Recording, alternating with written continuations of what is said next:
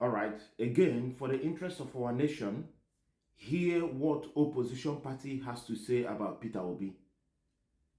Opposition party. I be APC member. I dey tell some people say if we keep elections for ground, make people vote their hearts. Yes. We go win or we no go win. The answer be say we no go win. Now the truth of the matter be that too. So how you want being go to give those kind of interpretation? Say that one place for Iran, now it costs the fact say with the hungry people they suffer currently. Some elements for inside APC they stop opposition to exist. Now bad thing.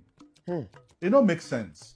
Allow opposition exist. Look, we keep them for ground. So when you win election, next time you go sit up. So nobody will think of the japa. Most of the people with the japa now toilets than they watch for abroad. The image of Nigeria abroad no sweet. Hey. You will see men they wash toilet to survive. It don't make sense. South Africa for our backyard here, they abuse us. Even Ghana, many years back, now Ghanaians they polish our shoes for this. You know sweet. So now everybody factor.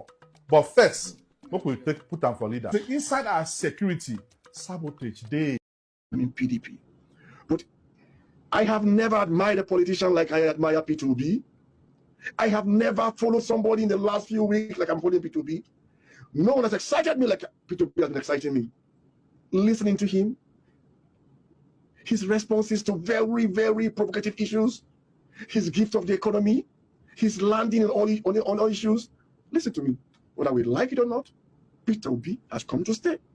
Peter Obi is truly a gift to this country. And the beauty of the fact that of all the things they've been saying about him, no one has found him guilty of anything. He's the most attacked presidential aspirant.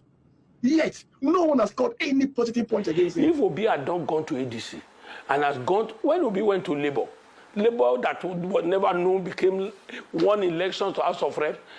I'm not saying Obi will win this election. I'm not saying Obi will not win this election. But I'm telling you, even if they don't field Obi, if ADC fails to feed Obi, their case will be worse than they are coming together. I think if Nigeria needs to make a choice, you're one of the finest candidates that we have in this country. In terms of education, in terms of character, in terms of performance, in terms of reaching out, in terms of accommodation, in terms of being a pan-Nigerian, in terms of industrialization and passion to ensure that our country is liberated from where we are, out of insecurity to security, and out of economic woes to economic vibrancy, and out of lack of adequate social life. You have the capacity to make things work. Let me say this again. Where we are in our country, Nigeria, today, we should not be looking at party. We should not be looking at where someone comes from. But we should be looking at the capacity of a personality that will be able to deliver us from the mess we are in Nigeria today. And Peter Obi, from your antecedent, you have the capacity. Peter Obi is one of the finest Nigerians who is intellectually mobile and administratively sagacious. He's a great Nigerian, and by the grace of God, he has the potential of being a great president. I celebrate you. All that, I mean, for someone to start and within 6 months, Peter is a symbol.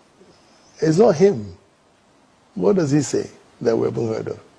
But he is a symbol that reflects two things: the anger of the people and what could be. He says the right things, you know, and people have keyed in onto it.